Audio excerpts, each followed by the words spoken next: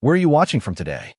someone might ask, and Maya Carter would probably smile at the thought, hoping that across the globe someone else is taking a moment to breathe in their own sunlit afternoon. It's supposed to be a perfect Saturday. The sky is smooth, cloudless blue, warm light scattering across the suburban park like caramel drizzled on freshly cut grass. Maya sits on a slightly splintered wooden bench, the kind that leans just enough to make you worry, watching her two sons, Jordan and Caleb, dart between swings and slides, ice cream smudged on tiny fingers. Jordan, ever the dramatist, launches the football at her with a wobble that nearly knocks her off the bench. "Mom, catch!" he yells, eyes sparkling with mischief. She exaggerates the grab, almost toppling, and the boys burst into giggles, Caleb insisting that she's secretly a sports pro disguised as a mom. Historians still argue whether children's laughter genuinely affects time perception.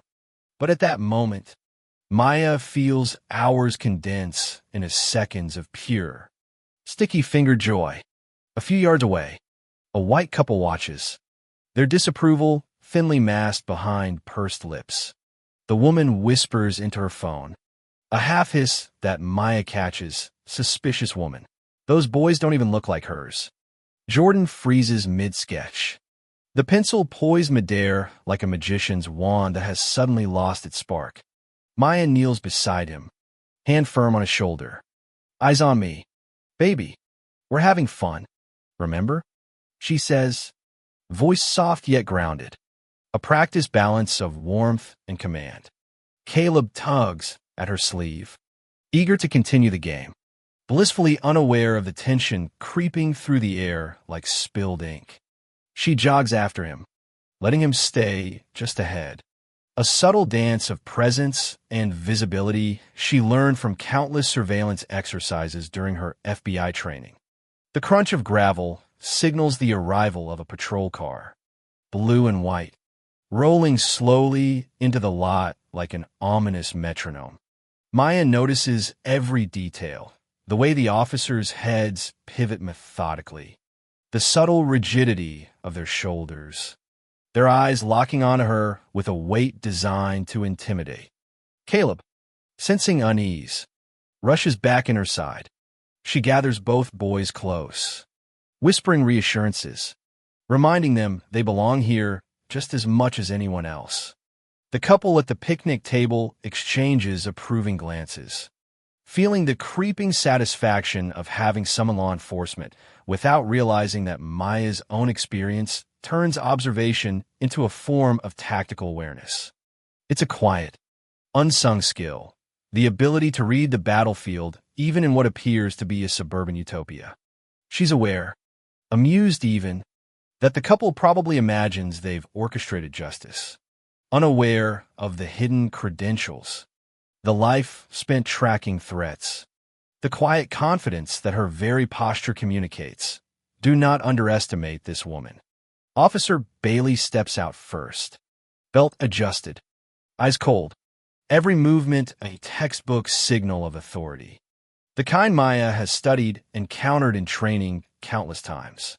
His partner follows, mirroring the deliberate approach, yet already betraying a hint of frustration that comes from encountering someone who refuses to submit.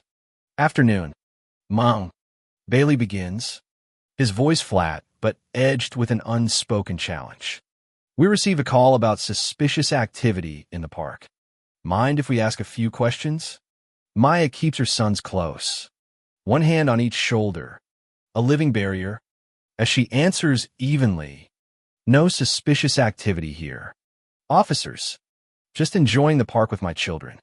She can sense the underlying assumptions pressing against her, words the implicit narrative that a black mother in public must be questioned, that the joy of her children can't coexist with her presence. Bailey gestures toward Jordan and Caleb with exaggerated friendliness, his voice sharpening into feigned warmth. "Hey there, boys, is this really your mom? Do you know her full name?" Jordan presses closer, shielded by Maya's calm aura, yet his uncertainty flickers in his eyes. Of course she's our mom. Dr. Maya Carter. He responds with quiet clarity. Caleb quickly adds, she helps catch bad guys. Bailey ignores the detail, demanding identification. Maya senses the situation teetering dangerously, the air thick with bystanders raising phones to capture every moment. She reaches in her bag, telegraphing compliance, but Bailey abruptly grabs her wrist. A bruise blooming instantly. Years of FBI training kick in without hesitation.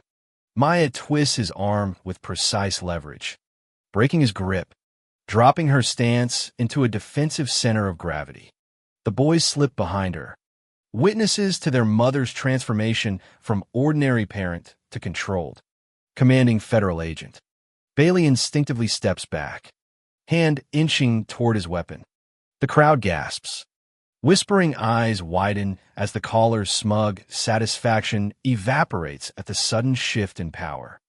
Back away from my children, Maya commands, voice slicing through the tension, carrying authority forged by field experience and unbroken focus. Her partner lunges, and the chaos unfolds. She sidesteps, redirects, executes hip throws and joint locks.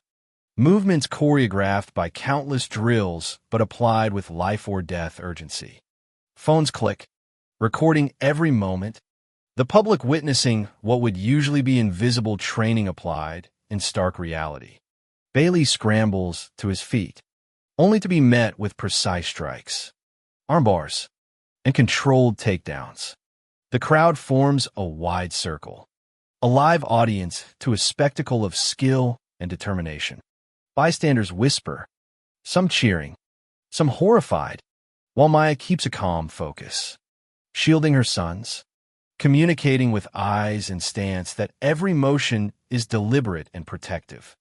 Within moments, both officers are immobilized, and the arrival of backup forces a pause. Yet Maya maintains control, slowly releasing holds to reveal her FBI credentials. The federal shield gleams in the afternoon sun, cementing authority beyond any doubt. Historians still argue whether such displays of force in civilian spaces can ever be ethically justified. Yet in this case, it is protection, clarity, and assertion of truth converging in one precise act. The viral footage spreads almost instantly. Social media becomes a theater for justice. The crowd's astonishment now amplified by thousands of online witnesses. Maya sits at her kitchen table, laptop open, documenting every detail with meticulous precision. Her boys beside her, fascinated yet grounded in their mother's calm authority.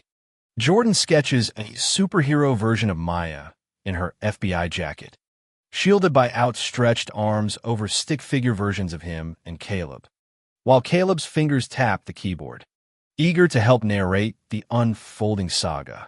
Every message of support, every retweet, and every local activist reaching out feeds a momentum that Maya recognizes from her professional experience. Public pressure is a tool as potent as legal authority. Strategic moves are mapped overnight.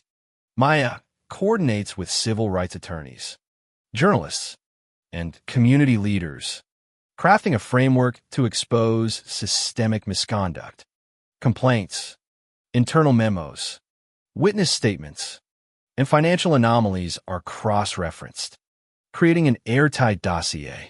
The police union had tried to bury past incidents, pay off victims, and intimidate whistleblowers. But the truth now has both documentation and the moral clarity of a mother defending her children. Through this meticulous work, Maya transforms the personal confrontation at the park into a broader exposure of institutional corruption, revealing patterns of harassment and cover-ups extending years back. The culmination comes at a public forum, a room buzzing with energy and the electric hum of anticipation. Police union officials attempt to maintain control, but Maya's presentation, precise and fearless, systematically dismantles every assertion. when masked officers burst in to intimidate her mid-presentation. Her reactions are instantaneous and flawless, disarming, redirecting, and neutralizing each threat while maintaining the integrity of the evidence in front of the cameras. Phones capture every motion, turning each act into a lesson in accountability. By the end, the Union president flees. Officers are restrained, and the public witnesses the unraveling of a culture that had long operated in shadows. In the aftermath, federal investigations commence. Resignations follow, and Maya's leadership cements a precedent. Bravery, skill, and truth can force accountability. The park, once a site of tension, returns to a sanctuary as her sons reclaim it with laughter and games. Surrounded by a community now aware and vigilant, mothers approach her, sharing stories of fear, offering solidarity, and seeking guidance, turning Maya's personal battle into a collective movement for justice. The narrative shifts from isolated confrontation to systemic exposure, demonstrating that one mother, with training, courage, and strategy, can catalyze change in even the most entrenched institutions. Historians still debate the long-term impacts of high-profile citizen interventions. Yet Maya's story becomes emblematic of proactive resistance, empowerment, and the defense of innocence in spaces meant to be safe. As the sun dips behind the horizon, the park quiets once more, shadows stretching lazily across the grass. Soft and forgiving, Maya sits on a bench, her sons chasing fireflies without pause, their laughter weaving a gentle rhythm through the evening air. The chaos of the past days fades, replaced by the calm of reclaimed space and the quiet knowledge that truth has its own momentum. Each glowing insect becomes a reminder that light can persist, even in darkness, and that vigilance paired with courage protects more than just moments. It preserves the right to live without fear. In these gentle twilight hours, Maya breathes, her children safe, the world watching, and a fierce hope growing quietly but steadily in her chest.